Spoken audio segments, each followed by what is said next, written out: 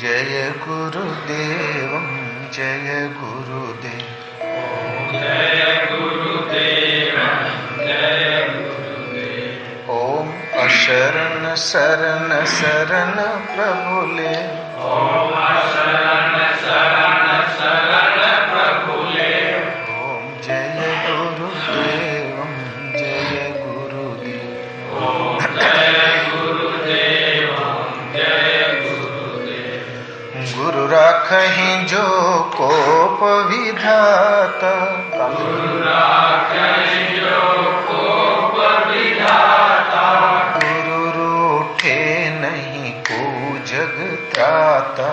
गुरु रूठे नहीं को जग त्राता। गुरु के वचन प्रति तन जाई। गुरु के वचन प्रति तन जाई। सपने हूँ सुख मन सुख सिद्धि ताही। सपने हूँ सुख मन सुख सिद्धि ताही। ओम जय गुरुदेव जय गुरुदेव। ओम जय गुरुदेव जय गुरुदेव। गुरुर्ब्रह्मा गुरुर्विष्णु गुरुर्देवो महेश्वरः। गुरु साक्षात् परम ब्रह्म तस्मै श्री गुरुवे नमः। बोलो श्री गुरुदेव भगवान की जय। ईश्वर पद की 7 भूमिकाएं हैं और अनादि काल से महापुरुषों ने विविध तरीके से उसको समझाने की चेष्टा की है। गोस्वामी तुलसीदास जी ने अपने मानस को लिखकर कहा कि कोरी किताब नहीं, किसी राजा रानी की कहानी तक सीमित नहीं। यही मैं रुचिर सत्य सोपाना रघुपति भक्ति के पंथन। इस मानस में बड़े ही सुंदर सप्त सोपान माने सप्त सीढ़ियां हैं। वो रघुपति की भक्ति की ही 4 सोपान है। पहली सीढ़ी में कदम रखो, 7वीं पार कर जाओ भक्ति पूर्ण। ये भजन विधि है। इसी को अन्य महापुरुषों ने सप्त भूमिकाओं का नाम दिया कि भजन की शुरुआत कहाँ से हो। तो हमारे पहले होती है शुभ इच्छा, सुविचारणा, सत्वापक्ष, तनुमानसा, असंग शक्ति, पदार्थ भावनी और तुरीयगा। पहले भजन की शुरुआत आपकी तब होगी जब शुभ इच्छा, शुभ के प्रति इच्छा, जिनमें अशुभ है ही नहीं, जो निर्दोष है, शाश्वत नित्य और परम सत्य है, उसकी प्राप्ति के लिए इच्छा। मनुष्य उलझा रहता अपने कारोबार जीने खाने की परिस्थितियों में, लेकिन हर क्षण दुखी है। मनुष्य का कोई क्षण सुख में नहीं जाता। आज नहीं तो कल दुख। वो तलाशता है कि कोई ऐसी सत्ता भी है जो जैसा सुख जिसके पीछे दुख न हो, ऐसी शांति जिसके पीछे अशांति न हो। तलाश में इन्हीं तलाशों की देन है कि जहां तहां विविध प्रकार की जहीं सुनता है वहीं पूजा आरंभ कर देता है। गीता में भगवान कृष्ण ने कहा, ये पुरुष श्रद्धा का पुतला है। एक भी पुरुष ऐसा नहीं कि जिसमें श्रद्धा न हो। इनमें से सात्विक श्रद्धा वाले देवताओं को भजते हैं, राजसी श्रद्धा वाले यक्ष और राक्षसों को भजते हैं, तामसी श्रद्धा वाले भूत और प्रेतों को भजते हैं। लेकिन भजते अवश्य, क्योंकि पुरुष श्रद्धा में है, कहीं न कहीं इसकी श्रद्धा अवश्य होगी। ये शास्त्र विधि से रहित किंतु घोर तप को तपते हैं। अर्जुन शरीर रूप में स्थित भूत समुदाय को, अंतर्यामी रूप में स्थित मुझ अंतर्यामी परमात्मा को कृष्ण करने वाले हैं। इन सब को तू असुर जान। ए माने नहीं, सुर माने दैव, परम देव परमात्मा का जिसमें देवत्व न अर्जित होता हो उसे असुर कहते हैं। प्रकृति की ओर भरमाता हो, परम देव परमात्मा के देवत्व से वंचित हो, वो असुर। देव पूजक, भूत प्रेत पूजक और यक्ष राक्षस पूजक, तीनों असुर शास्त्र विधि से रहित घोर तप को तपते हैं। और आपका एक सगा भाई असुर सगा देवता हो सकता है, वो प्रकृति की ओर अग्रसर है। बात इतनी सी है। अर्थात यहाँ पर भगवान कृष्ण ने ये बताया कि पुरुष श्रद्धा का पुतला कहीं श्रद्धा होगी अवश्य, तामसी श्रद्धा वाला कहीं श्रद्धा नहीं तो परिवार में अवश्य होगी। भूत माने जीवित प्राणी, उनमें कहीं न कहीं श्रद्धा लड़खड़ाएगी, उलझी होगी। और उन्नत हुआ तो राजसी श्रद्धा वाले यक्ष और राक्षस, जिससे यश प्राप्त हो, जिससे सुरक्षा मिल सके, वो वहां अपनी श्रद्धा को केंद्रित करता है। ये राक्षस नाम का कोई अजीबोगरीब व्यक्ति नहीं है। और जो रक्षा करे, रक्षा से राक्षस बना है। विधाता ने जो सृष्टि जल रचा तो बोले और मनुष्यों से कहा इसकी रक्षा करो। आधों ने कहा नहीं, हम पूजन करेंगे, यशोगान करेंगे। और आधों ने स्वीकार किया कि हम रक्षा करेंगे। तब विधाता ने प्रसन्न होकर उनको शस्त्र दिया और राक्षस की उपाधि से सम्मानित किया। उन्होंने विधाता का कहना माना। राक्षस माने होता रक्षक। शास्त्र विधि से रहित किंतु सात्विक श्रद्धा वाले देवताओं की पूजा करते हैं, अन्य देवताओं की पूजा करते हैं। सिवाय आत्मा के किसी का अस्तित्व है ही नहीं। विधाता और उससे उत्पन्न सृष्टि नश्वर परिवर्तनशील। कश्यप अदिति की संतान है नश्वर और परिवर्तनशील, तो नश्वर की ही तो पूजा कर रहे हैं। इसलिए वो घोर तप तपते हैं, लेकिन शरीर रूप में स्थित भूत समुदाय को, जो शरीरों का कारण है। भूत माने जीवित प्राणी, और जीवित प्राणियों के उद्गम का कारण है आपका संस्कार। संस्कार का कारण है आपके संकल्प का प्रवाह।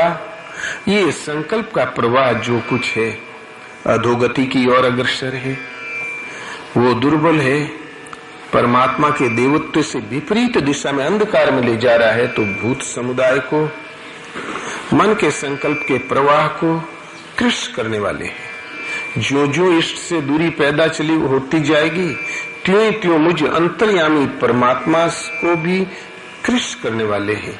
अर्थात आत्मा में से दूरी पैदा होती चली जाएगी, क्योंकि वो पथिक विपरीत दिशा में भटक रहा है।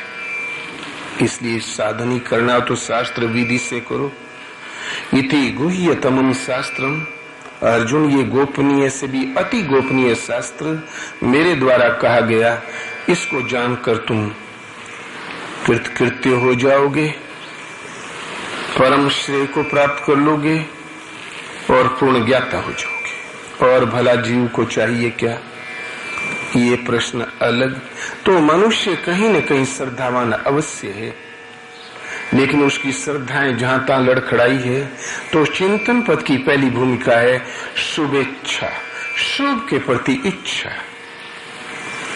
जो निर्दोष है, सत्य है, नित्य है, उस परम तत्व के प्रति इच्छा की जागृति, ये पहली। जहां इतना हो गया तो आप प्रथम सोपान पर है। केवल इच्छा से तो काम चलेगा नहीं। फिर वो है क्या, ढूंढे कहां, उसके लिए मंथन, सुविचारना। सुविचार होने लगे तो दूसरी भूमिका, विचार करते करते जहां श्रद्धा आस्था सुदृढ़ हुई, ता सत्यापक्ष, सत्वापक्ष, जो सत्य है, नित्य है, सनातन, उसका पक्ष सुदृढ़ हो जाता है। वहां जाके हमें श्रद्धाएं स्थायित्व ले गई। जहां सत्य के प्रति जो आस्था सुदृढ़ हुई कि अब नहीं डिगेगी, ता तनुमानसा, अब तक तो वो शरीर को अपना तन, शरीरों के व्यापार को अपना अपना समझता था। अब वो मन में ही तन वाला हो गया कि मन जितना विकृत है उतनी योनियों का कारण, जितना संयत है उतना ही मेरा स्वरूप की अभिवृद्धि। तो तनु मानसा वो मन में ही तन वाला हो जाता है। जहां साधना थोड़ा उन्नत हुई तो असंग शक्ति चिंतन में आप लगेंगे तो संग तो कदम कदम पर है ही है। संसार में जो कुछ है संग है। देखना संग, सुनना कुसंग, संग मिले और असंग रहने की क्षमता। कैसा भी वातावरण मिल जाए आपको, फिर भी उससे निर्दोष रह के आगे बढ़ जाना, उसे प्रभावित न होना, असंग रहने की क्षमता आ जाए, तो ये एक भूमिका असंग शक्ति। और जहां साधना और उन्नत हुई तो पदार्थ भावनी, पदार्थ माने संसार। संसार एक पदार्थ है, संसार भोग सामग्री है। मनुष्य जागने से सोने तक रात दिन पदार्थ ही ढूंढ रहा है संसार में, अपने भोग जुटा रहा है। इसने हवा पानी जमीन कुछ भी तो नहीं छोड़ा, जिया जंतु किसी को भी तो नहीं छोड़ा, सब उपभोग में ला रहा है। पदार्थ अभावनी, इस पदार्थ का अभाव, पदार्थ है ही नहीं। सिया राम में सब जग जानी, करहूं प्रणाम जोरी जुग पानी। ये एक ऐसा स्तर आ जाता है जहाँ प्रकृति थी वहाँ भगवान का संचार दिखाई देने लगता है। जब विषय वस्तु है ही नहीं तो वासना कहाँ से जगेगी? पदार्थ का अभाव ये एक स्तर है, प्राप्ति नहीं है। साधना का एक चरमोत्कृष्ट अवस्था विशेष है कि स्वर्ग नरक अपवर्ग समाना, जहां ता देख धरे धनु बाना। ये साधना का एक ऐसी दृष्टि इसका संचार हो जाता है योगी में कि न स्वर्ग स्वर्ग के रूप में रहता है, न नरक नरक के रूप में रहता है कि जिससे हम भयभीत हों, और न वैकुंठ वैकुंठ के रूप में रहता है जिसकी हम कामना करें। जहां तहां देख धरे धनुबाना, सर्वत्र आराध्य देव के संचार को पाया। यह है पदार्थ का अभाव। और साधना उन्नत हुई तो तुरिएगा।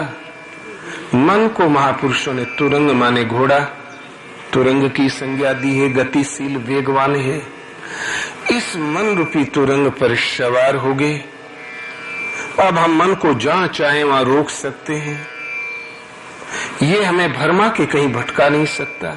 इसकी लगाम जब हमारे हाथ में है, हम जहां चाहे जितना चाहे उतना ही साधना में जिधर चाहे मोड़ के स्थिर खड़ा कर सकते हैं। इस अवस्था का नाम है तुरिएगा। ये मन की करीब करीब निरोधा अवस्था है। और ये निरोध मन भी जहां शांत, ये मन रूपी घोड़ा जहां ये भी सातवीं भूमिका, जहां इसका पार पाया तो स्थिति तो मन मरा माया मरी हंसा बेपरवाह, जाका कछुअन चाहिए सोई सहनसा। जहां वो तुरंग पर सवार है, जहां चाहता है वो रोके रखता है चिंतन में, चाहे श्वास में, चाहे रूप में, चाहे ब्रह्म विद्या में, किंतु रुका है, जिंदा है। ये भी शांत इतना हो जाए कि संकल्प विकल्प करने वाली प्रक्रिया ही शांत हो जाए। तो फिर मन में मिट गया। संकल्प का ही दूसरा नाम मन है। संकल्प विकल्प वाली प्रक्रिया जहां शांत हुई तो माया मिट गई। अब हंसा बेपरवाह, विधि प्रपंच गुण दोष में विश्व की न करतार। संत हंस गुण गहे पे परिहरी बारी विकार। विधाता ने गुण दोष को मिलाकर संसार को रचा, किंतु वे संत हंस होते हैं जो ईश्वरीय गुण रूपी दूध को तो ग्रहण कर लेते हैं, विकार रूपी बारी का त्याग कर लेते हैं। ये ऐसी स्थिति वाले संत हंस होते हैं। आप शेर को घास खिलाएं जिएगा, मछली को पानी के बाहर रखो जिएगी। ऐसे ये हंस की तो खुराक ही वही। कदाचित दुर्गुण खाने लगा तो हंस काऊ तो कौआ हो गया। ये हंसा जहाँ मन का निरोध, शोध करते करते मन का निरोध मंदी जिस क्षण विलय हुआ, तत्सन वो परम चेतन का प्रतिबिंब प्राप्त कर लेता है।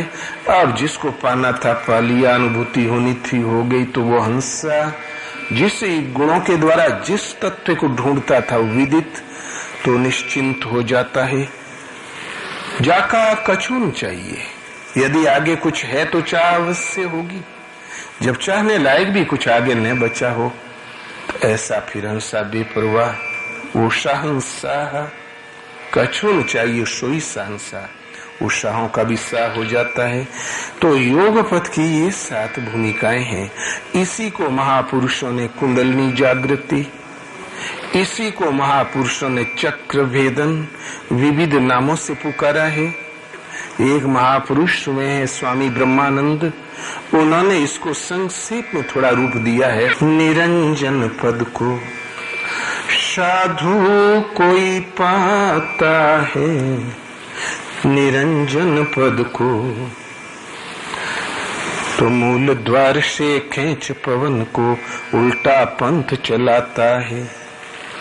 नाभि पंकज दल में सूती नागिन जाए जगाता है।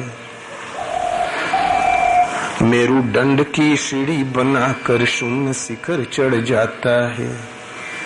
भ्रमर गुफा में जाए विराजे सुरता सेज बिछाता है। शशि मंडल से अमृत टपके पीकर प्यास बुताता है। सब कर मन की धुनी जलाकर तन में भस्म रमाता है। ब्रह्मानंद स्वरूप मगन हो आप ही आप लखाता है। निरंजन पद को साधु कोई पाता है, निरंजन पद को। निरंजन गुरु पद रज मृदु मंजुल अंजन, नयन दमी अमीय द्रग दोष विभंजन। गुरु महाराज के चरण रज मृदु मंजुल अंजन है। हृदय के नेत्रों के लिए जो पर्दा पड़ा उसके लिए अंजन है। इस दृष्टि दोष को समाप्त करता है। ते ही करी विमल विवेक विलोचन, वर्णो रामचरित भव मोचन।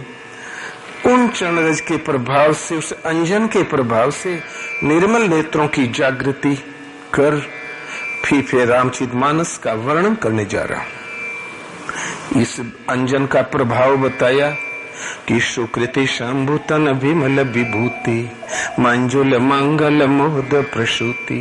पुण्य आत्मा शंकर जी के शरीर में, उनके अंग में जो निर्मल विभूति, निर्मल ऐश्वर्य पाया जाता है, वो गुरु महाराज के चरण रज का ही प्रभाव है।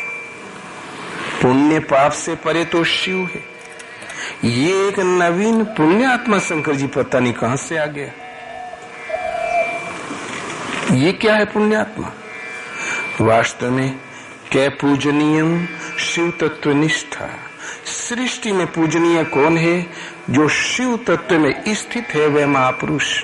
शिव माने जो प्रकृति की सीमाओं से अतीत है, जो कल्याण तत्व है, जो उसमें स्थित है वह महापुरुष। शिव ज्योतिर्मय परमात्मा की स्थिति का नाम है उस तत्व का। उस तत्व की प्राप्ति वाला, प्राप्त करने का अधिकारी वे होते हैं जो कोई पुण्य आत्मा। आज का पुण्य आत्मा सदगुरु के चरण रज का आश्रय लेकर, उनसे साधना की जागृति लेकर, ये अंजन लेकर और शिव स्वरूप को प्राप्त करता है। वो एक स्थिति है। शिव तत्व एक निष्ठा है। वहां प्रतिष्ठित वह होता है जो आज का पुण्य आत्मा कल की स्थिति वाला कोई भी प्राप्त कर सकता है। सुकृति शंभुतन विमल विभूति, मंजुल मंगल मोद प्रसूति। ये मंगल और प्रसन्नता को प्रदान करने वाली है। आगे इस पर बड़ा बल दिया है, लेकिन अब नहीं, संक्षेप में। तो निरंजन पद वह कहलाता है जहां पर ये गुरु महाराज के चरण रज का आश्रय लिया था, वो भी, उसकी भी आवश्यकता न रह जाए। वो है परम पद। अंजन का परिणाम निकल आया हो, तत्व विदित हो गया हो, केवल्य स्थिति मिल गई हो, वो निर्लेप और निर्दोष पद, परम पद, तो निरंजन पद को, उस अविनाशी पद को साधु कोई पाता है, कोई विरला ही संत अवश्य प्राप्त करता है। मानस में आता है कि रामायण देखने की क्षमता हमें कब आएगी। आप लाख पढ़ो, बाल की खाल निकाल के पढ़ डालो, एक एक रामायण की 30-30 अर्थ कर डालो, एक एक चौपाई की, फिर भी सुनने और सुनने लायक वस्तु आप दूर रहेंगे उससे। कारण कि आरंभ में गोस्वामी जी ने चाबी रख दिया, कुंजी, कि रामायण जो कुछ मैंने लिखा है इसको समझने की क्षमता पुरुष में कब आती है। तो श्री गुरु पद नख मणि गण ज्योति, सुमिरत दिव्य दृष्टि ही होती। गुरु महाराज के चरण नाखूनों की ज्योति मणि माणिक्य के तुल्य है। इसका स्मरण करने से हृदय में दिव्य दृष्टि का संचार होता है। दलन मोहतम शोष प्रकाशो, बड़े भाग्य आवई जासु। मोह से उत्पन्न अंधकार को वो प्रकाश नष्ट करने वाला है, और वो लोग बड़े भाग्यशाली हैं जिनके हृदय में गुरु महाराज के चरण ध्यान की स्थिति में उतर आए। मान लो किसी ने रगड़ किया, हृदय में चरण ले ही आया, तो उससे लाभ क्या। तो उगरहि बिमल बिलोचन हिय के, मिटहि दोष दुख भव रजनी के। तो हृदय के निर्दोष नेत्र खुल जाएंगे। उस नेत्र के खुलते ही भव रजनी का दोष और दुख मिट जाएगा। भव माने पुनर्भव, भव माने बार बार शरीर का आकार धारण करना। आवागमन का दोष और दुख मिट जाएगा। जथा सुवंजन अंजिद्रग, साधक सिद्ध सुजान। कौतुक देखत शैलवन, भूतल भूरी निधान। इस गुरु महाराज के चरण रज रूपी अंजन को हृदय के नेत्रों में अंज कर साधक सिद्ध और सुजान, वो अंजन लगाने वाले पथिक होते हैं 3। पहला साधक, साधकी हुआ सिद्ध, और वही फिर एक इस तरह से आया सुजान, उस वास्तविकता का पूर्ण जानकार ज्ञाता। ये भूतल भूरी निदान, कहीं भी पड़े हुए कोई दृश्य देख सकते हैं, उनमें वो क्षमता होती है। तो इस रज के प्रभाव से वो शिव पद की प्राप्ति और वास्तविक सुजान, शुभ की अनुभूति। इसी आशय का ये भजन है कि निरंजन पद को, जहां अंजन की भी आवश्यकता शेष नहीं रहती, अंजन भी अपना कार्य पूरा कर चुका, उस अविनाशी परम पद को साधु कोई पाता है, कोई कोई साधु अवश्य प्राप्त करता है। तो भला इस साधन विधि क्या है। तो मूल द्वार से खींच पवन को, उल्टा पंथ चलाता है। मूल द्वार में चतुष्ट पखुड़ी का कमल, चतुष्दल कमल, मन बुद्धि चित्त और अहंकार, ये सदैव प्रकृति की ओर है, आवागमन की ओर है, ये अधोमुखी है। इनको बांधो, उधर जाने से रोको, ऊर्ध्वमुखी कर दो। यही चतुष्ट दल कमल का खिलना है, इसी का नाम मूल बंध है। इस मूल को बांधो, और यदि हम इनको न बांध सके तो भजन नहीं होगा। कि जिन्हें भजन करना वो तो चिंतन नीचे की ओर कर रहा है, मन संकल्प प्रकृति का, चित्त चिंतन प्रकृति का, बुद्धि निश्चय करती, योजना बनाती तो प्रकृति का, और उसमें कदाचित सफलता मिल गई तो अहंकार भी प्रकृति का। वही तो हमें छुड़ाना है। इसलिए मन बुद्धि चित्त अहंकार, ये जो अधोमुखी प्रकृति और उन्मुख है, इनको उधर से बंद करो, बांधो, और ऊर्ध्वमुखी कर दो, इष्टोन्मुखी कर दो। यह है मूल बंध। इतना होते ही भजन शुरुआत हो गई। साधन योग साधना की शुरुआत हो गई। तो मूल, इसका नाम है मूल द्वार, योग साधना का प्रथम द्वार, आत्मदर्शन की प्रथम वो क्या कहते हैं, खिड़की। तो मूल द्वार से खींच पवन को उल्टा पंथ चलाता है। इन मन बुद्धि चित्त अहंकार में विषय रूपी बयार चलती ही रहती, वेग रहता उसमें, उसको खींचो, उस वायुमंडल को खींचो और पलट के उल्टा पंथ चला दो, ईस्ट की ओर कर दो। पहले अधोमुखी था, ऊर्ध्वमुखी कर दो तो उल्टा पंथ चलाता है। वो निरंजन पद को पाने के लिए साधन यहां से आरंभ करता है, उल्टा पलट के प्रकृति की ओर से पलट के परमात्मा की ओर इस पथ पर चलाता है, तो उल्टा पंथ चलाता है। कुछ ही अभ्यास जहाँ उन्नत हुआ तो नाभि पंकज दल में सूती नागिन जाए जगाता है। नाभि कहते हैं केंद्र को, जहाँ सारे भले बुरे संस्कारों का केंद्रीकरण है। उस नाभि कमल में सोई हुई नागिन को वो जगा देता है। नागिन त्रिकोण कुंडली में कुंडली मार के गोलाकार पड़ी हुई है, बड़ी खूंखार डसने वाली, वो है खड़दल कमल। वास्तव में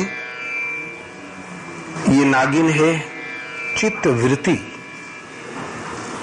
ये सतरस्तम त्रिकोण तीनों गुणों की अंतराल में ही कुंडली लगा के बैठी, इसके बाहर नहीं जाती। ये चित्त वृत्ति जब ये विषयोन्मुख है, खड़ विकारों की ओर है, तो जितने विकार बढ़ेंगे उतनी योनियां बढ़ेगी, उतना ही जन्म मिलेंगे।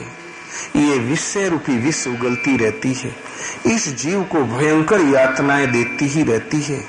चित्त वृत्ति अधोमुखी है, खड़ विकारों में प्रसारित है। इन खड़ विकारों को बंद करके काम क्रोध मोह लोभ मद और मत्सर ये अधोमुखी है, ये ऊर्ध्वमुखी हो जाए, खड़ ऐश्वर्य में परिवर्तित हो जाए। विवेक वैराग्य सम दम त्याग तितिक्षा इनका रूप धारण कर ले, बस तो ईश्वर का ऐश्वर्य प्रभु का प्रभुत्व इनके द्वारा अर्जित होता है। आत्मिक संपत्ति स्थिर संपत्ति है, निज धन है।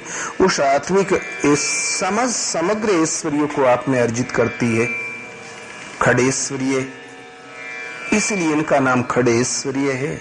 खड़ विकारों की ओर जो उन्मुख थी, चित्त की प्रवृत्ति का प्रवाह था, उधर से समेट कर खड़ेश्वर्य की ओर प्रवाहित कर दिया। नागिन जग गई। जागना और सोना, या निशा सर्वभूता नाम तस्याम जागृतो संयमी।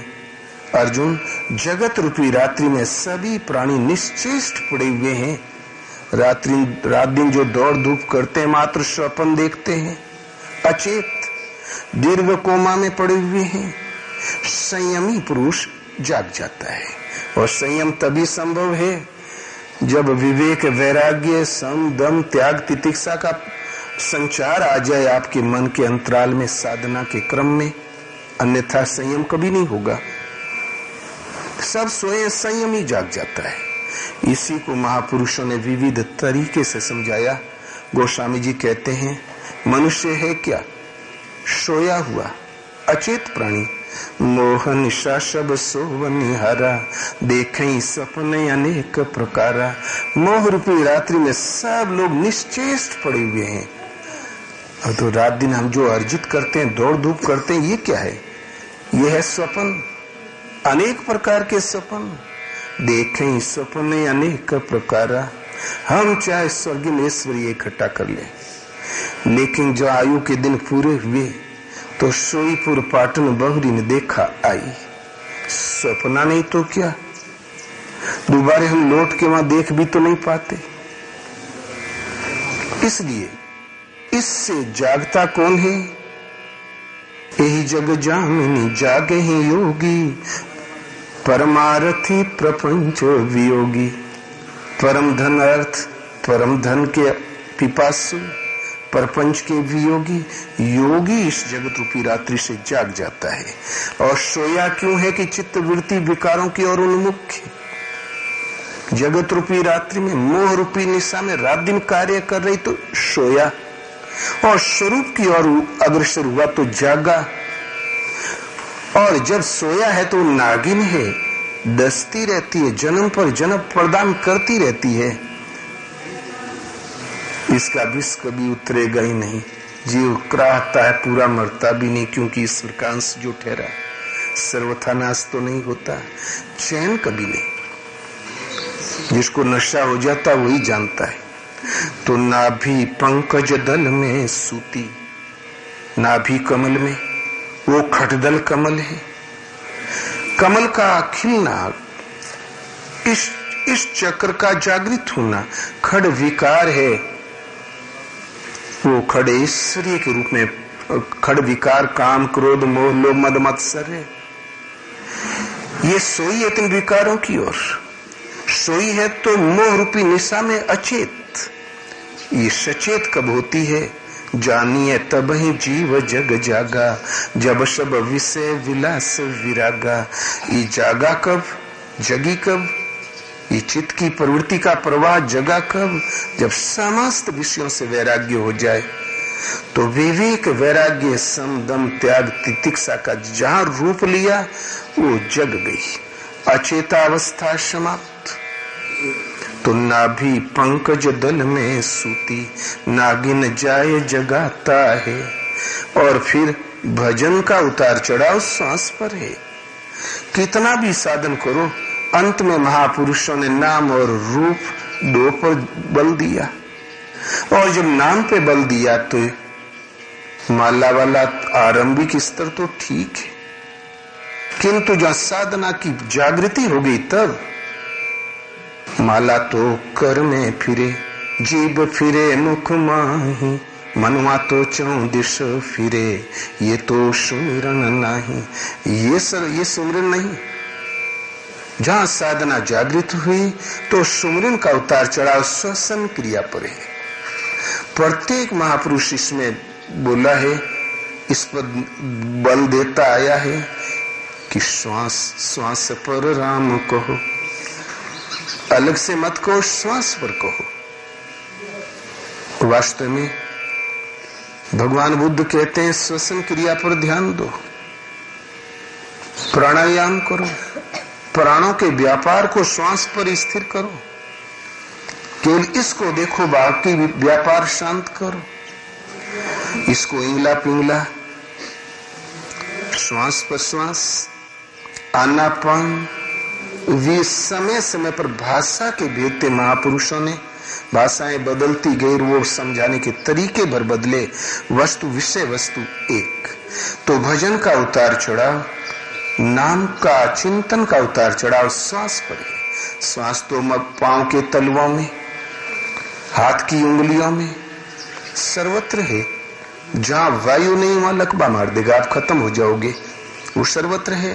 किंतु इस श्वास के प्रमुख आने जाने का रास्ता नासिका से मस्तिष्क, ब्रह्मांड सिर का ऊपरी भाग, मूर्धा पीछे का भाग, मेरुदंड रीढ़ की हड्डी होते हुए नाभि कमल, फिर लौट के रीढ़ की मेरुदंड से होते फिर नासिका द्वार।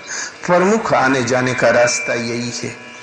मन को दृष्टा बन के खड़ा कर दो, देखा भर करेगी श्वास कब अंदर गई कि कब लौटी, बाहर कितनी रुकी, फिर कब अंदर गई। हमारी जानकारी के बिना एक भी श्वास खाली न जाने पाए। इस श्वास पर सूरत को, मन को स्थिर करो, और जब देखने की क्षमता आ जाए तो आस्ते से चिंतन से इसमें नाम ढाल दो। श्वास अंदर गई तो ओम, बाहर आई तो ओम, ओहम, ओम, राम, राम, मैं, जो भी अनुकूल पड़े, जो प्रभु का ही परिचायक हो। और ये नाम का श्वास पर सूरत को स्थिर करो, मन को लगाओ। ये अभ्यास चलते चलते इतना उन्नत हो जाए, वो नागिन जग के गई कहां? श्वास प्रश्वास के चिंतन में प्रवाहित हो गई। तो इसका नाम है मेरुदंड की सीढ़ी। श्वास प्रश्वास मेरुदंड से नाभि और नाभि से फिर नासिका द्वार। तो मेरुदंड की सीढ़ी बनाकर, श्वास प्रश्वास श्वसन क्रिया की मेरुदंड की सीढ़ी बनाकर शून्य शिखर चढ़ जाता है। शून्य शिखर जहां भले बुरे संकल्प शांत हो जाएं, और जिस श्वास श्वसन क्रिया पर सूरत को लगाए और लक्ष्य मात्र रह जाए। भटक शून्य मत हो जाओ कि कुछ भी याद न रहे। जिसे हम चाहते हैं सजगता पूर्वक उसे देखो, तब तो ध्यान है। कुछ भी नहीं देखो तो शराब पी लो ना, कुछ भी नहीं दिखाई पड़ेगा। नहीं है हीरोइन छुआ दो, कुछ भी नहीं दिखाई पड़ेगा। उससे क्या होता है? जिस प्रभु को चाहता प्रेम पूरित हृदय से उस सूरत उस नाम पर रहे। तो श्वसन क्रिया श्वास प्रश्वास का यजन, इतना श्वास में सूरत की डोरी लग गई। पूज्य महाराज जी के श्वास एकदम बांस की तरह खड़ी हो जाए, ओम ओम ध्वनि प्रवाहित हो जाए। दूसरा वातावरण जैसे था ही नहीं, शांत। तो मेरुदंड की सीढ़ी बनाकर शून्य शिखर चढ़ जाता है। सुन कहते हैं जाने भले संकल्प उभरते हों ने बुरे संकल्प उभरते हों। सुन शांत सम, ये योग साधना का शिखर है। ये मन की निरोधा अवस्था है। ये शून्य शिखर, भली बुरी वेव शांत हो गए। हृदय से न किसी संकल्प का अभ्युदय होता है और नहीं बाह्य वायुमंडल के संकल्प अंदर प्रवेश कर पाते हैं। और जहां सूरत को लगाया वहां सूरत लगी है, चिंतन चल रहा है। तो यह है शून्य शिखर, ये साधना का शिखर। विवेकानंद से पूछा, जीरो लिख के दे दिया केवल अमेरिका में। बोले जीरो पर बोलो। वो महापुरुष तुरंत गुरुदेव का ध्यान धरा और बोले जीरो इज गॉड।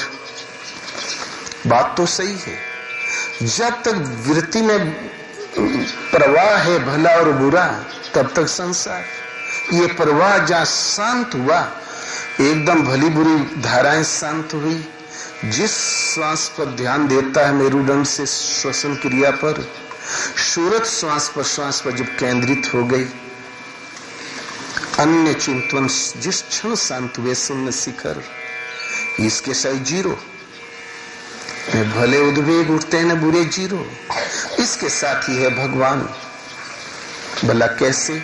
शिखर चढ़ जाता है, वहां पर भ्रमर गुफा में जाए विराजे, सुरता से जब बिछाता है। मन ही भ्रमर है, परमात्मा के पराग को पाने के लिए लालायित। जो प्रभु प्राप्ति के लिए जो भंवरा है मन, वो भ्रमर कभी दूसरी वस्तु नहीं खा सकता। उसको केवल पुष्प पराग चाहिए। तो परमात्मा को महापुरुषों ने उस फूल की संज्ञा दी है। एक अलग भजन है, फूलुआ के छुअल भंवर मरी जाई, का कहीं कैसे कहीं को पति आई, फूलुआ के छुअल भंवर मरी जाई। गुरु महाराज का भजन फिर किसी दिन बताएंगे।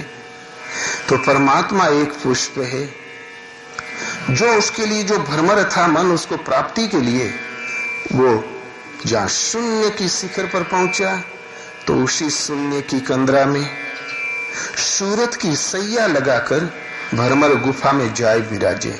जो मन भंवरा था, आत्म तत्व को प्राप्ति के लिए जो बेचैन था, उस गुफा में जाके शांत सम बैठ जाता है, रुक जाता है। लेकिन सूरत की सैया लगाकर मन वैसे कभी नहीं रुकेगा। मन की दृष्टि का नाम है सूरत। आप यहां बैठे हो, मान लो 3600 रंग बरस रहे हैं, आप खोए हुए हो मन मस्तिष्क से यहीं पर वातावरण में। सहसा कोई कान में कह देता है कि बच्चा छत से गिर गया, बेहोश हालत में अस्पताल गया। तुरंत आंखें खुली, है दृश्य आपको कुछ नहीं दिखाई पड़ेगा। कान खुले, एक शब्द नहीं सुनाई पड़ेगा, जबकि 1 मिनट पहले आप भूले हुए थे। बच्चे का रोआ रोआ दिखाई पड़ेगा, दांत कैसे, आंख कैसी, नाक कैसा, पांव कैसे, हथेलियां कैसी, रेखाएं कितनी, आंखों की चितवन कैसी। वस्तु नहीं है और वस्तु का जो नक्शा खड़ी कर देती है, इस दृष्टि का नाम सूरत है और इसी सूरत से भजन किया जाता है। ये मन की दृष्टि है। तो इस सूरत को सब, उस सूरत को श्वास पर लगाए हुए है। सूरत को लगाकर ही वो शयन करता है। तो सुरता सहज बिछाता है। संकल्प का ही दूसरा नाम मन है। यदि सूरत हमने वहां से हटाई न लगाया तो अन्य संकल्प विकल्प उभरने लगेंगे आपके अंदर। इसलिए सूरत लगी रहे जब तक की प्राप्ति न हो जाए। सहज बिछाता है सूरत के सारे मन टीका। ता शशिमंडल से अमृत टपके पीकर प्यास बुझाता है। तो वो है शशि मंडल। मन शशि चित्त महान। यह भाली प्रकार सूरत वहां टिकी गई सुन्न शिखर पर, न भले उद्वेग न बुरे, शांत सम स्थिर टिका। तो ईश्वरीय आभा प्रकाश उतर आता है। इसकी प्यास तब मिटती है ये जिसका विशुद्ध संतान है, उस मूल अपने उद्गम अपने उस प्रभु को प्राप्त करके ही ये पूर्णत्व प्राप्त करता है। इस जीवात्मा की प्यास पूर्णतया मिटती है, अन्यथा कभी नहीं। अपने स्वस्वरूप को पाकर ही मिटती है। तो वो अमृत तब मिलेगा, पहले नहीं। इसलिए सब कर मन की धुनी जलाकर में भस्म रमाता है। सारा जो भजन कर्म साधन अनिवार्य था उनकी धुनी जल गई और उसके जलने से कोई नुकसान नहीं हुआ। उसके द्वारा जो विभूति है ईश्वरीय तन में आ गई। कर्म सदा के लिए जल जाते हैं। तमाहु पंडितम बुधा।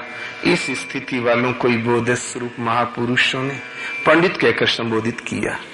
भगवान कृष्ण ने एक स्थान पर कहा, इहेव तेर जिते सर्गो ये साम्य स्थितम मन निर्दोषम ही समम ब्रह्म तस्मात् ब्रह्मणि ते स्थिते।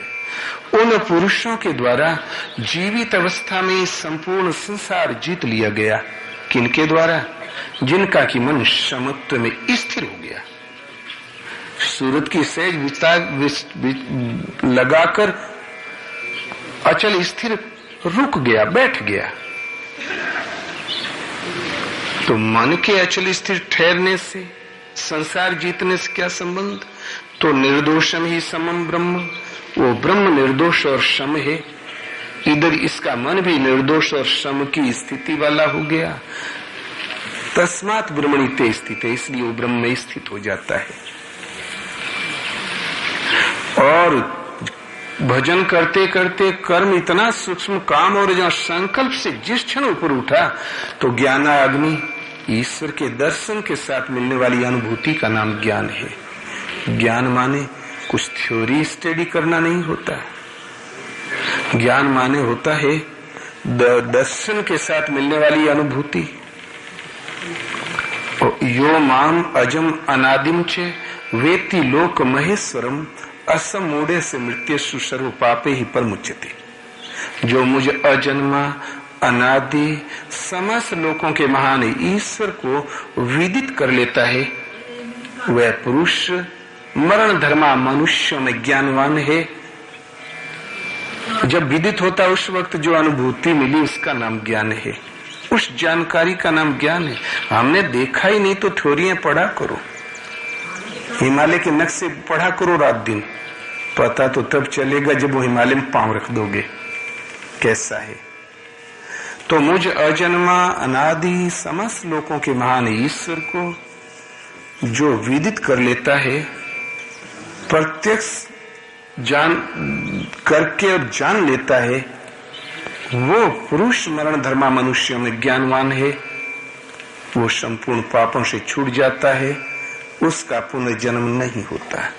ज्ञान माने साधना की पूर्ति में, मन के निरोध और विलय काल में जो प्रभु अविदित है वो विदित हुआ, उस टाइम मिलने वाली जानकारी ज्ञान है। गीता के अनुसार, हर महापुरुष के अनुसार, जिससे जानना था जान ही लिया। आगे कोई सत्ता ही नहीं तो ढूंढे किसको। तो दग्ध कर्माणम, कर्म सदा के लिए जल जाता है। अब कर्म करके ढूंढे किसको। आगे कोई भगवान बचा ही नहीं तो आखिर जाएगा कहां, पूजेगा किसको। तो इसलिए भजन भी समाप्त। अब भजन हमारा हरि करे, हम पायो विश्राम। तो शब कर मन की धूनी जलाकर तन में भस्म रमाता है। तो ब्रह्मानंद स्वरूप मगन हो, आप ही आप लखाता है। ता फिर वहां पर केवल जो कण कण में व्याप्त है विरहद है, उस ब्रह्म का आनंद, स्वरूप की मस्ती, और आप ही आप लखाता है। भगवान जब अपनाते हैं तो अलग से जीव बना के नहीं बैठाते। तुम्हारी कृपा पाव कोई कोई, भगवान आपकी कृपा से कोई कोई विरला आपको प्राप्त करता है। तो भगवान होते कैसे हैं, कैसे कि जानत तुम ही होई जाई। प्रभु तुम्हें जानकर वो तुम ही हो जाता है। सेवक सदा के लिए खो जाता है, स्वामी ही शेष बच रहता है। तो भला ऐसा कैसे संभव। इस पर एक उदाहरण प्रस्तुत करते हैं। शुर शरी मिले सो पावन कैसे, ईशयानी सही अंतर जैसे। एक गिलास गंगा जल, नाम है गिलास भर, गंगा से स्पर्श करा दो तो गिलास भर नाम रहेगा कि गंगा की धारा। कम है वो मिट जाएगा और जो धारा है उसका प्रवाह बच जाएगा। ऐसे ईश्वर अंश जीव अविनाशी, परमात्मा का विशुद्ध अंश है, अविनाशी है। साधना के सही दौर में पढ़कर जहां मूल का स्पर्श किया तो अंश था वो तो मिट गया और अंशी जो व्यापक है वो शेष बच रहा। तो शुर शरी मिले सो पावन कैसे, ईशयानी सही अंतर जैसे। वो विलय पा गया, फिर भगवान की भगवत्ता को सर्वत्र अपने ओतप्रोत पाया। प्रभु जब अपनाते तो अपना प्रभुत्व प्रदान कर देते हैं, जीव बना के सेवक बना के नहीं रखते। तो आप ही आप लखाता है और ब्रह्मानंद स्वरूप मगन हो, आप ही आप लखाता है। और निरंजन पद को साधु कोई पाता है, कोई संत अवश्य प्राप्त करता उस अविनाशी। जहां अंजन की भी जरूरत न रहेगी वो भी काम पूरा कर चुका उस परम पद को। कोई न कोई साधु जो मन से इंद्रियों को साधता है, साधन परायण है, वो अवश्य प्राप्त करता है। तो पहले मूल को बांधो, मन बुद्धि चित्त अहंकार इनको बांधो पहले। अधोमुखी है प्रकृति की ओर प्रवाहित है, इनके वेग को उधर से इस विषय रूपी वायु के प्रवाह को रोको, इस वायु को रोके उल्टा पंथ चलाओ, इष्ट की ओर इसको बढ़ाओ, चिंतन में लगाओ। जहां खड़ो विकार खड़े श्रेय में परिणित होगे दूसरे ढंग से, इसका नाम है मूलाधार।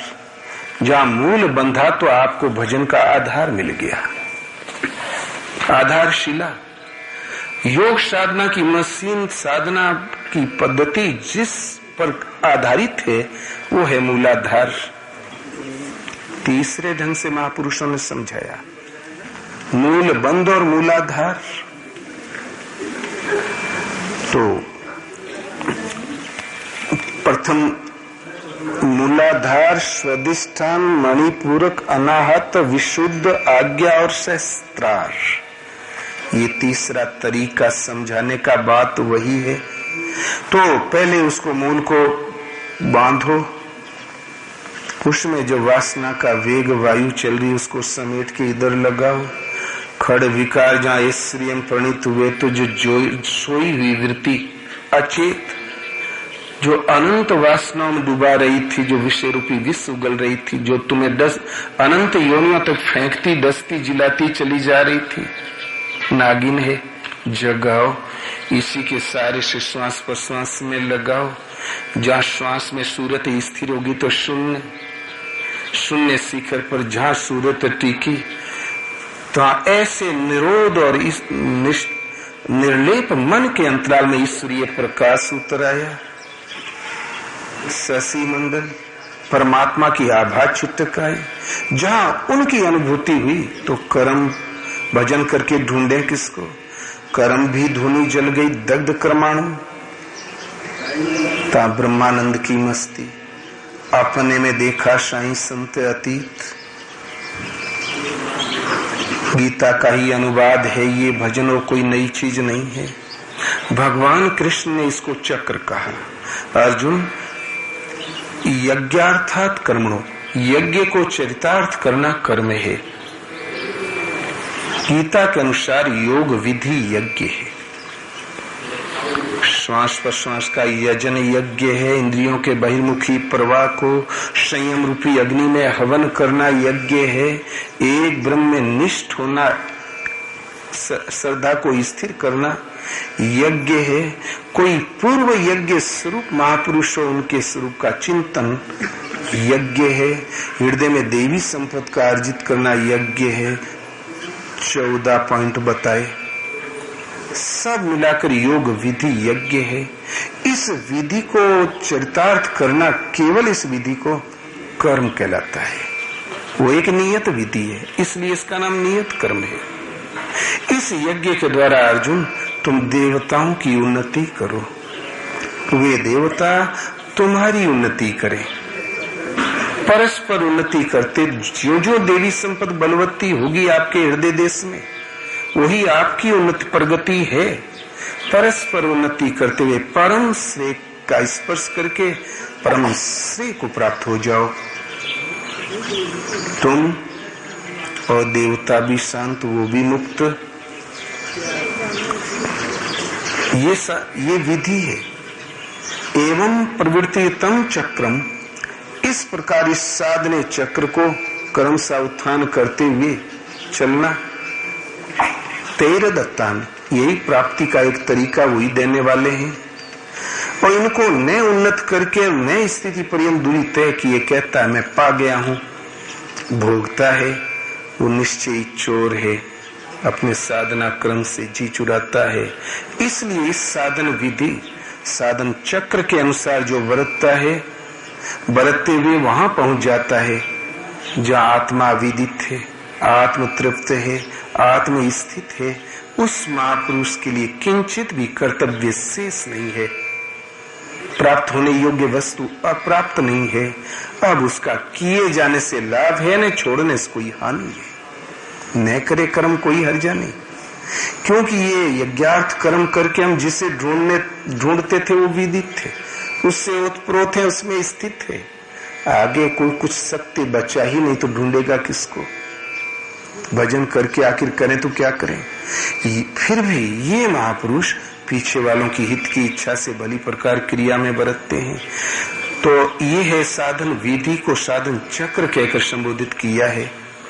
तो महापुरुषों ने समय समय भी साधन पद्धति के घुमाव को एक चक्र की संज्ञा दी। इसी को कुछ मनुष्यों ने, वेदों में नहीं मिलता, उपनिषदों में नहीं, गीता में ये 7 चक्रों का कहीं उल्लेख नहीं, मानस में एक कहीं उल्लेख नहीं मिला, योग दर्शन में भी नहीं मिला। फिर भी जब सुदूर काल से चली आई संस्कृत भाषा बैंड लग गया, केवल ब्राह्मण पढ़े पढ़ावे, दूसरे पढ़े ही ना, ये प्रतिबंध अब तक चल रहे थे। भारत से शिक्षाएं उठ गई, लेकिन महापुरुष लोग जो भजनानंदी थे उन्होंने लोकल क्षेत्रीय भाषा में इस विधि को भली प्रकार समझाने का क्रम जारी रखा। तो उस पाली भाषा में बुद्ध बोले, अर्ध मागधी में भगवान महावीर बोले, कुछ भोजपुरी में बोले, कुछ गुजराती में बोले, ज्ञानेश्वर महाराष्ट्री में बोले, गीता उसी में लिख डाला।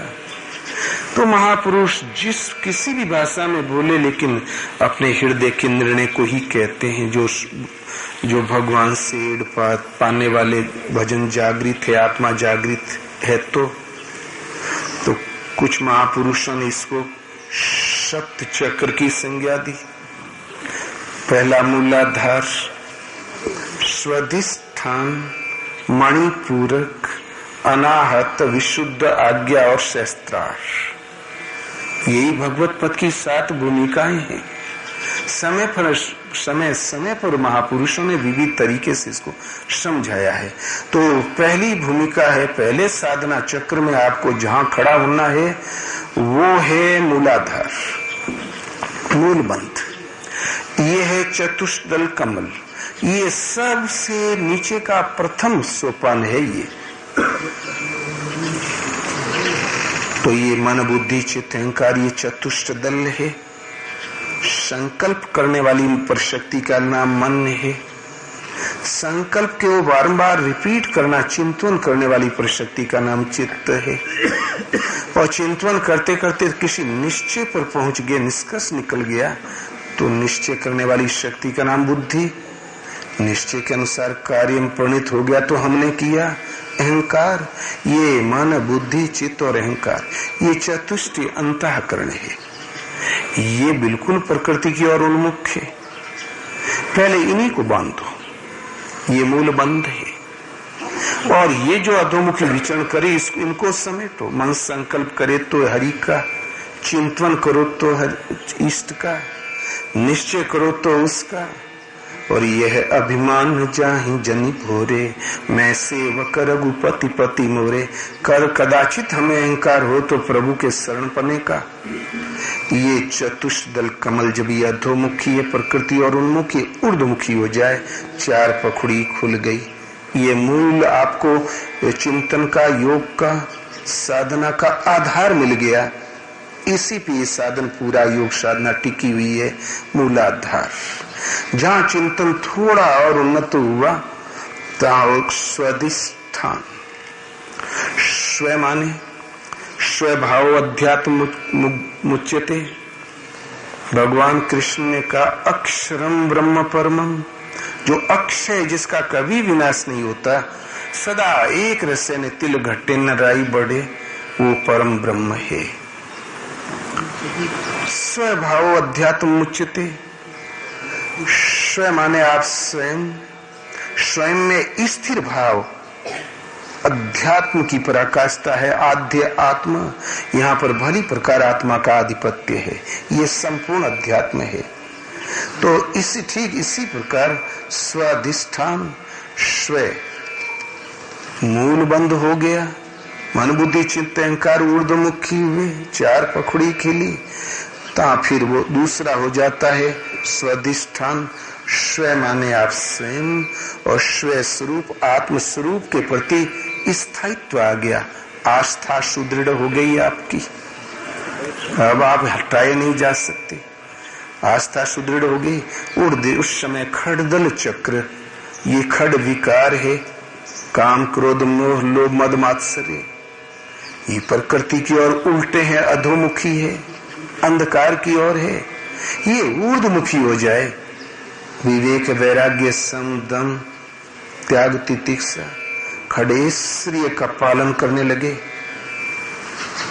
और यही पालन आपको स्व स्वरूप की ओर ले जाएगा। आत्म स्वरूप की स्थायित्व, उसके प्रति श्रद्धा का स्थायित्व, स्वाधिष्ठान चक्र। और साधना का तीसरा चक्र अब इन खड़े स्त्रियों से संचालित होते हुए खड़दल कमल खिल गया। और इसी से संचालित होते होते 6 पखुड़ी खिली।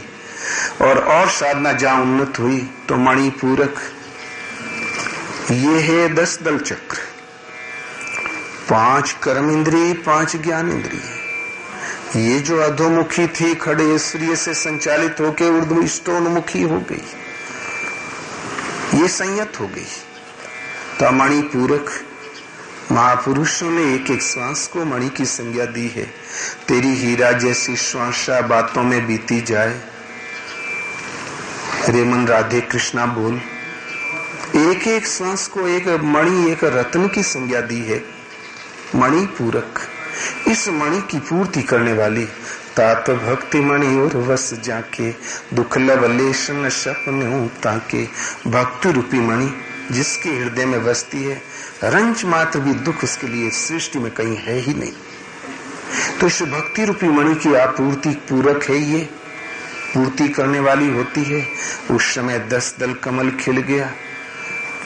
10 इंद्रियां जो अधोमुखी थे ऊर्ध्वमुखी हो गई। अष्टधामूल प्रकृति थी वो अष्ट सिद्धि के रूप में परिवर्तित हो गई। किसी किसी ने इसको 8 दल कमल कहा। और साधना उन्नत हुई। अनाहत ये 12 कमल। 10 इंद्रियां तो थी ही, मन और बुद्धि, संकल्प और निश्चय, 2 पखड़ियां उसमें और जुड़ गई तो 12 कमल ये भी खिल गया। उस वक्त ये नवद्वारे पूरे देही, ये 9 इंद्रियां वाला शरीर, दरवाजों वाला तन, ये निधि बन जाता है, भगवान की विभूति को धारण करने वाला हो जाता है। और अवस्था क्या रहती? अनाहत। फिर प्रकृति के किसी थपेड़ों से वो आहत नहीं हो सकता। वो हो गया अजात शत्रु। आपने महाभारत की कथा सुनी। 5 भाई पांडव, बलशाली भीम हाथी फेंक दे, दिव्य अस्त्रों का ज्ञाता अर्जुन, ऐसे ऐसे दिव्य अस्त्र उसके पास, पल भांजत अर्जुन हने छुए न दूजो बाण। एक पल में युद्ध का परिणाम दे देता था अर्जुन, लेकिन उसने प्रयोग नहीं किया, केवल योद्धाओं का मान रखने के लिए।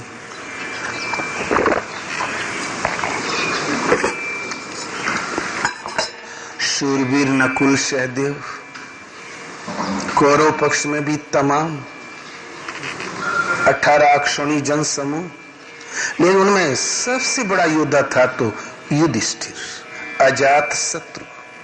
जात माने जन्मना, जिसका शत्रु सृष्टि में जन्मा ही नहीं। और युधिष्ठिर के इतने शत्रु थे जितना किसी के भी नहीं, लेकिन उन महापुरुष का नाम है अजात शत्रु। वन की एक घटना है, जंगल की एक घटना है। युधिष्ठिर ने कहा नकुल जरा जल तो लाओ। नकुल आगे बढ़ गया जलाशय के पास।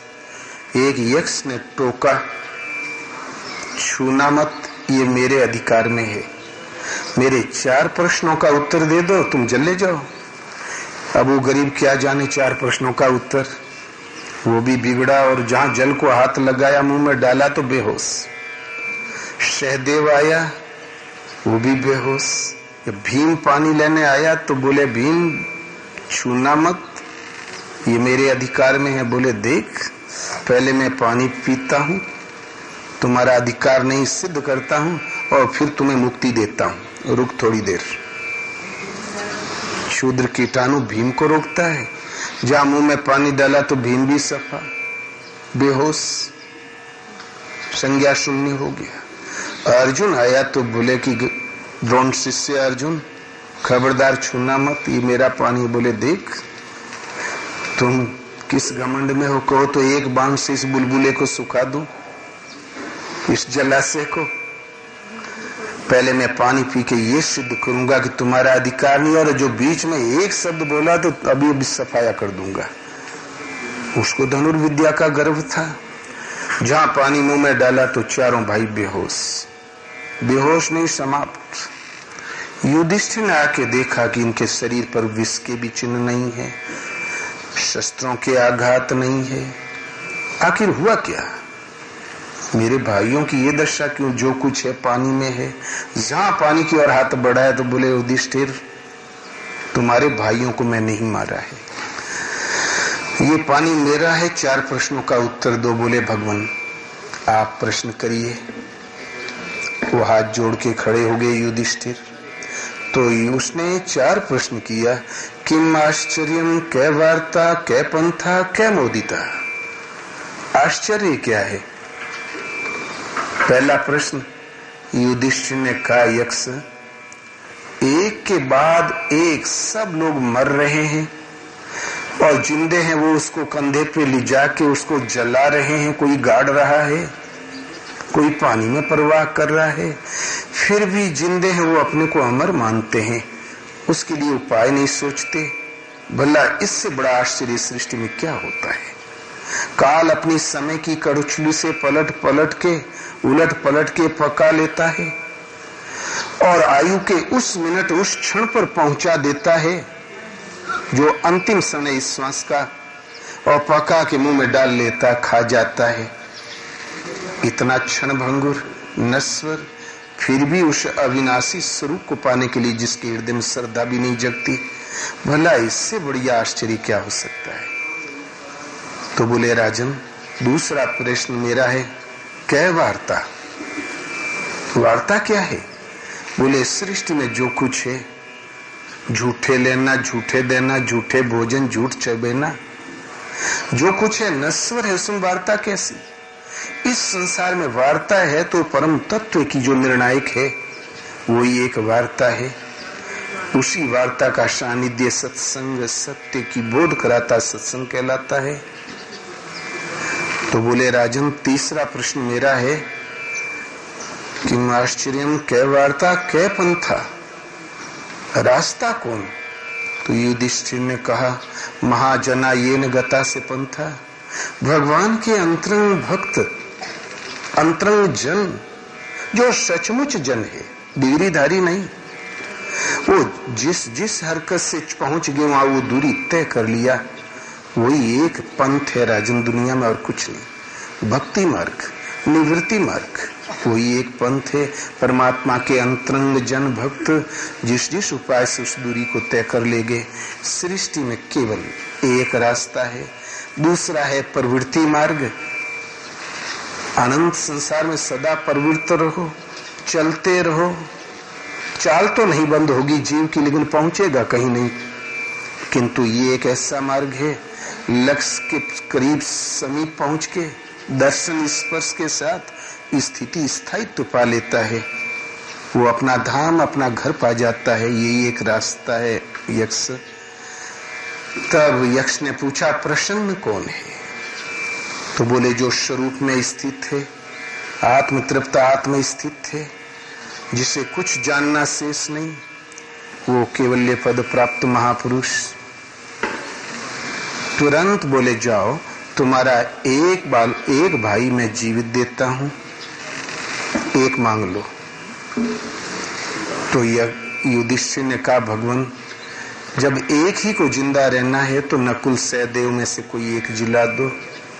नकुल जी गया। तो बोले, युधिष्ठिर, मैं यदि दो जीने के कहूं तो बोले, तब मैं सहदेव को मांगूंगा। बोले, अरे क्यों? भीम बलशाली है, अर्जुन दिव्य अस्त्रों का ज्ञाता है, वो तुम्हारी रक्षा करेंगे, तुम्हें आगे राज दिलाएंगे, ये बालक क्या करेगा? तो बोले, यक्ष, मुझे अपने जीवन की चिंता नहीं, राज की नहीं, मुझे चिंता है तो केवल अपने धर्म की। हम 5 भाई हैं। यदि कुंती का एक लड़का जीवित है तो माद्री माता का भी एक लड़का जीना चाहिए, आपने दिया। यदि दूसरे को जीवन चाहिए तो भीम अर्जुन तो काफी जीवन जी चुके हैं, ये सबसे छोटा है तो जीने का अधिकार इसको है। मुझे अपने और उसकी चिंता नहीं राज्य की, मुझे तो अपने धर्म सत्य की चिंता है। बहुत खुश हुआ यक्ष, जाओ, तुम्हारे सब भाई जीवित मिलेंगे। जी गए। तब हाथ जोड़ा युधिष्ठिर ने, भगवान, आप यक्ष नहीं हो सकते। यक्षों में मारने की शक्ति तो होती, जिलाने की नहीं होती, जीवन दान देने की। बोलिए, आप हैं कौन? अपने स्वरूप में आके कृपया दर्शन दें। तो धर्म, साक्षात भगवान धर्म खड़े हो गए। बोले, पुत्र, मैं तुम्हारी परीक्षा लेने आया था।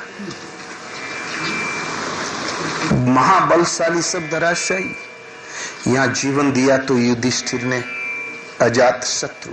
महाबलशाली भीम भी बेकार, उसकी रक्षा की तो युधिष्ठिर ने। हिमालय में सब गल गए लेकिन बचा था केवल युधिष्ठिर। तो अजात शत्रु का अर्थ ये नहीं होता कि जिसका शत्रु ही न हो। अजात शत्रु माने ये तो साधना है। साधना में तो कदम कदम पर विषम विकारों से तो हमें संघर्ष झेलना ही है। और लेकिन अजात शत्रु का मतलब होता है जिसका शत्रु जन्मा ही नहीं, जो उसे हतप्रभ कर दे उससे उसके रास्ते से पथ से च्युत कर दे, उसे नष्ट कर दे। ये अवस्था होती है और पहली, दूसरी, तीसरी, चौथी भूमिका में पहुंचकर अनाहत चक्र। उस टाइम 10 इंद्रिय मन बुद्धि स्टोनमुखी हो जाती है भली प्रकार, और अब कैसी भी विषम परिस्थितियों से वो आहत नहीं होता, हतप्रभ नहीं होता। वो फिर अपने श्रेय पथ की ओर अग्रसर रहता है। जहां ये क्षमता आई तो विशुद्ध, ये विशुद्ध चक्र 16 पखड़ियों का है। क्षिति, जल, पावक, गगन और समीर, पंच रचित यति अधम शरीरा। ये शरीर 5 तत्वों का बना हुआ है जो पिंड है। इसके अंतराल में एक सूक्ष्म शरीर है जो मन का संसार है, वो 16 तत्वों का है। 10 इंद्रिय, चतुष्टय, अंतःकरण 14, तेजस्वी और पराग, और ये संचालित परमात्मा का तेज, और वो एक पराग के रूप में है।